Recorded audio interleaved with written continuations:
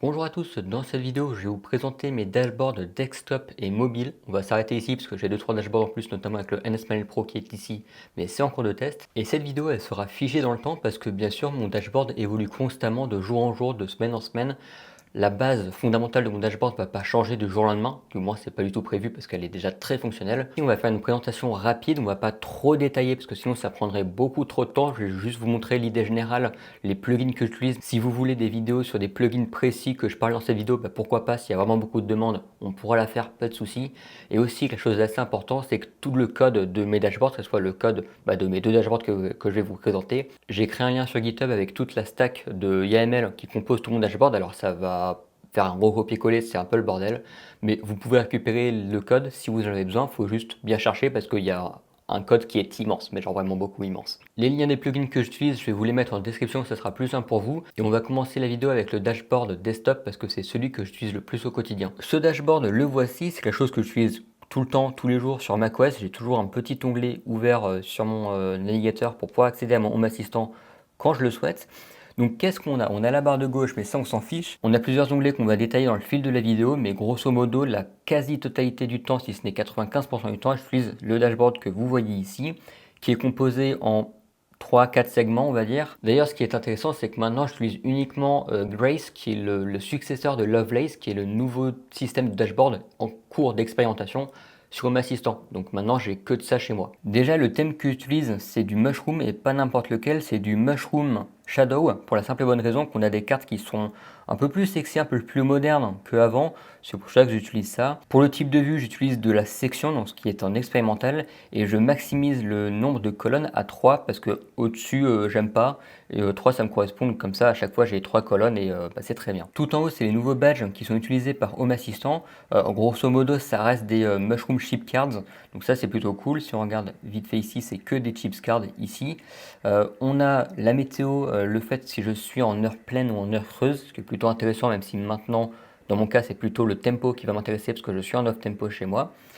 J'ai la moyenne de mes 4 pièces, que ce soit en température et en humidité, pour savoir globalement avec quelle température il fait chez moi. Ensuite, on a quelques petites scènes que j'utilise au quotidien, mais en réalité, quand j'ai besoin de scènes, je l'utilise via le bouton qui est à côté de ma main, en fait, parce que c'est plus simple d'appuyer sur un bouton que d'aller sur le dashboard pour activer ça. En tout cas, c'est là en cas s'il y a besoin. À gauche du dashboard, on va avoir une partie qui va concerner globalement toute la maison, tandis qu'à droite, sur les deux dernières colonnes, c'est des parties qui sont par pièce. Donc à gauche, j'ai mon petit truc avec mes informations du tempo, donc les jours bleus restants, les jours blancs restants, les jours rouges restants. Il reste plus beaucoup de jours bleus d'ailleurs restants, donc on va passer sur un nouveau cycle très bientôt. On a la couleur du jour et la couleur de demain. Ça, c'est quelque chose que je vous avais présenté quand j'avais fait la vidéo sur Tempo avec Home Assistant. Donc je vous laisserai regarder cette vidéo. Juste en dessous, on a une carte de météo qui vient de HACF et pas HACS, HACF, donc la communauté francophone de Home Assistant. Parce qu'elle est intéressante, elle est très très bien, et surtout une fonctionnalité que j'aime beaucoup. Alors déjà on a une petite icône animée, c'est bien fait, mais surtout on peut mettre les alertes d'intempéries, ce qui est plutôt intéressant. Je peux savoir rapidement si je suis en vigilance jaune, rouge ou orange, sachant que j'habite juste à côté de la mer. C'est plutôt des informations qui m'intéressent.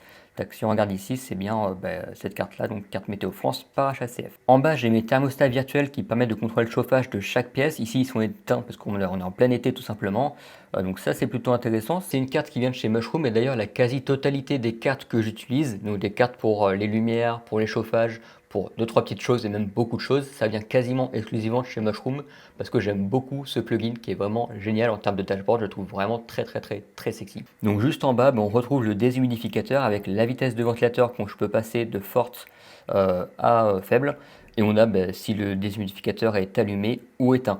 Tout à l'heure, vous l'avez peut-être aperçu quand j'ai modifié mon dashboard, mais en dessous, j'ai encore des cartes qui ne s'affichent pas parce que c'est simplement des cartes à effet conditionnel. Donc selon une certaine condition, la carte va s'afficher ou non. Donc ça, c'est une méthode que j'utilise pour avoir des notifications visuelles sur mon dashboard. Comme ça, je sais s'il y a une humidité de pièce qui est trop haute, parce que c'est quelque chose que je fais assez attention dans mon logement.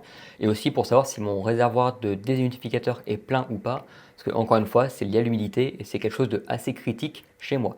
Pour faire ce genre de carte, c'est plutôt simple, c'est juste une condition d'une entité qui est supérieure ou égale à quoi que ce soit, peu importe la condition qu'on veut mettre, si c'est une présence d'une personne chez nous, si c'est une température ou une humidité en dessous ou au-dessus d'une certaine valeur, peu importe, on peut faire globalement ce qu'on veut, ça nous affiche oui ou non la carte. Donc là, effectivement, il n'y a pas de conditions qui sont remplies, du coup ce qui fait que j'ai aucune alerte visuelle qui sont activées sur mon dashboard parce que tout va bien chez moi. La partie de droite, c'est ce qui va concerner des équipements par pièce. Donc ici j'ai des équipements recoupés par le salon, par la chambre, par les toilettes. Bon, pourquoi pas, c'est histoire de combler le vide parce qu'en réalité ça sert pas vraiment à grand chose. Et on a aussi la salle de bain. Donc ici à chaque fois j'ai température et humidité de la pièce. Sur les pièces qui sont équipées de fenêtres et de détecteurs enfin de capteurs d'ouverture de fenêtres, j'ai aussi l'état de la fenêtre. Donc là j'ai les deux fenêtres qui sont fermées, celle du salon et celle de la chambre, sachant que quand j'ouvre une fenêtre, la petite icône ici elle se modifie, elle se met en ouvert. Comme ça c'est un peu plus joli. Et encore une fois, ces petites choses que j'ai là, ça se fait avec du Mushroom Card. Donc si je modifie, ici j'ai une template pour juste avec une icône et le contenu, donc juste salon pour avoir la pièce actuelle. Et ensuite c'est uniquement des templates avec des conditions d'affichage selon plein de choses, etc. Encore une fois, je ne vais pas rentrer dans le use case, c'est du Mushroom Cheat Card assez classique. Ensuite on a les lumières, on a le radiateur, donc ça c'est le Node-On.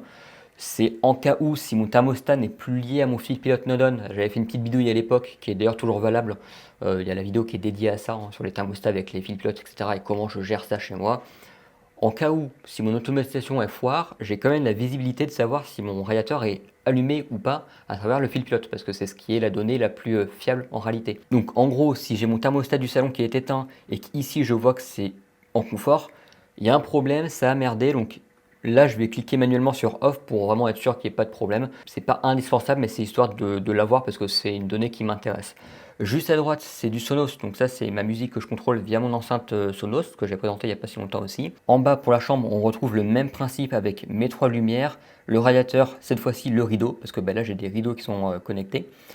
Sur la salle de bain, je n'ai pas grand chose en plus, si ce n'est un script qui me permet d'allumer le chauffage pendant 1 heure et d'ensuite l'éteindre. Une petite notion que j'utilise ici, pour chaque truc, on peut voir que j'ai une carte qui s'affiche, donc une édition de carte. J'ai pas les cartes qui sont indépendantes entre elles, parce que j'utilise encore des stacks verticales, ce qui me permet d'avoir trois entités. Parce que ça, c'est les choses qui sont moyennement possibles avec la mise en page de Home Assistant sur Grace.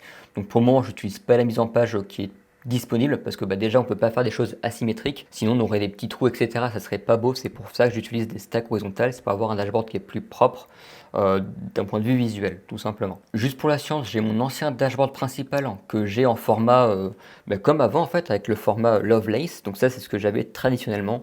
Grosso modo ça reste globalement la même chose, hein. C'est hormis 2-3 petits détails près, l'idée principale est là.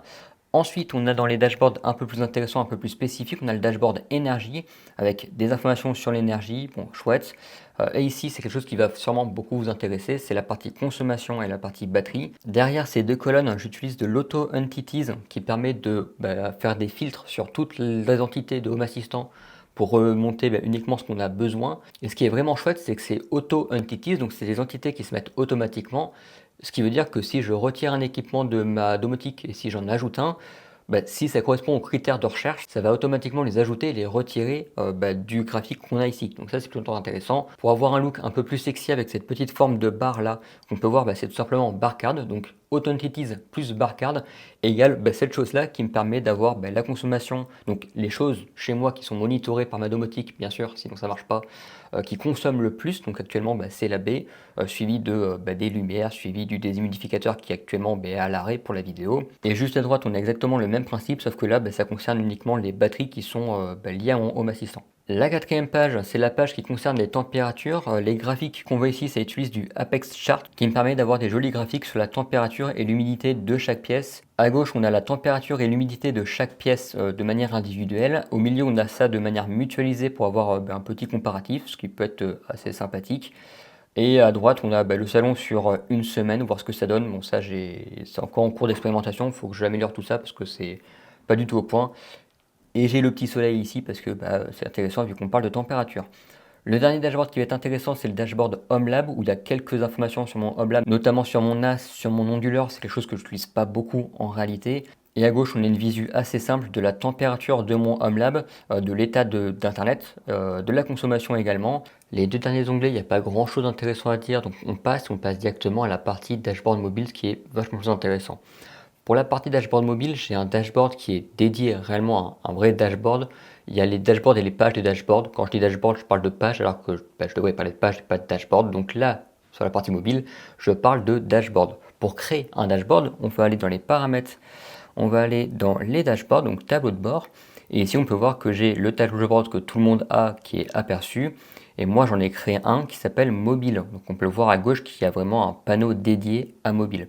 Ça, c'est très important parce que ça me permet déjà d'avoir un dashboard dédié, réellement dédié au mobile, vraiment consacré qu'à ça, donc optimisé pour niveau de l'affichage.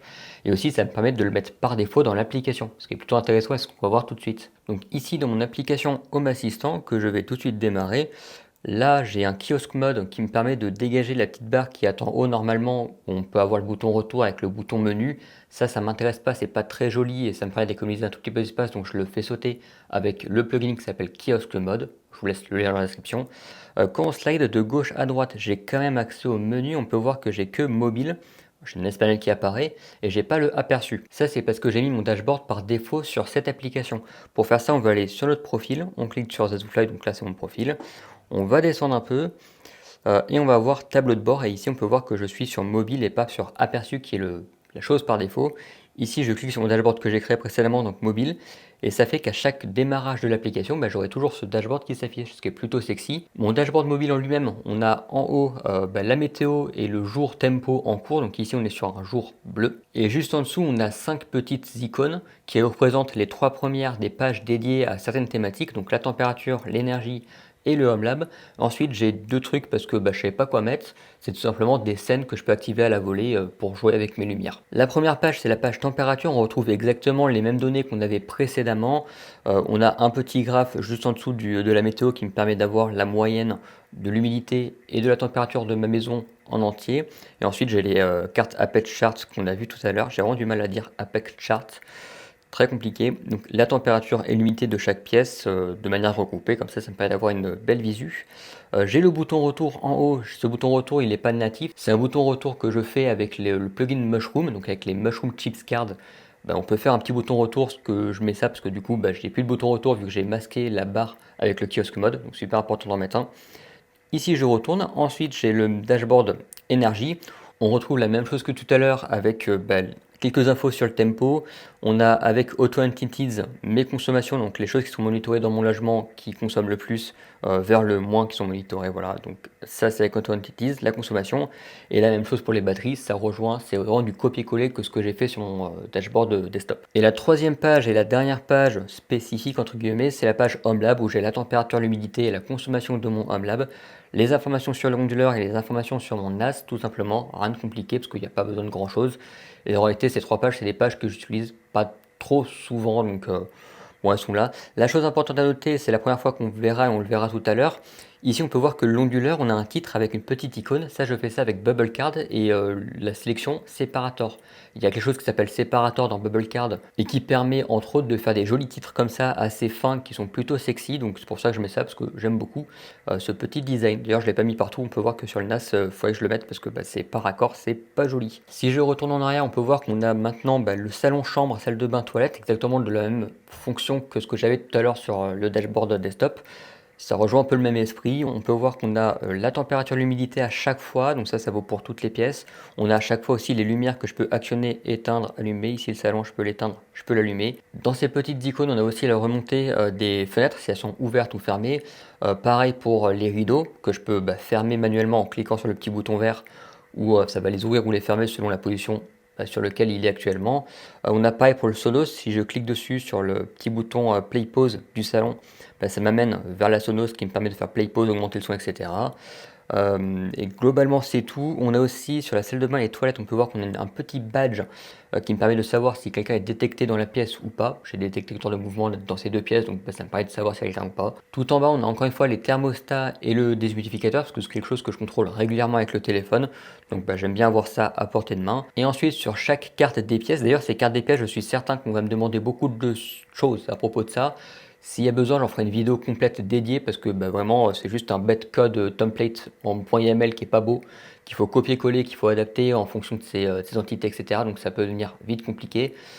Si ça vous intéresse, il y a le code dans la description sur GitHub. Si je clique sur la carte salon, on peut voir que j'ai tout en haut l'état de ma fenêtre, la température et l'humidité. Ça c'est quelque chose qui est commun à toutes les pièces, selon ce qu'il y a dans la pièce en question.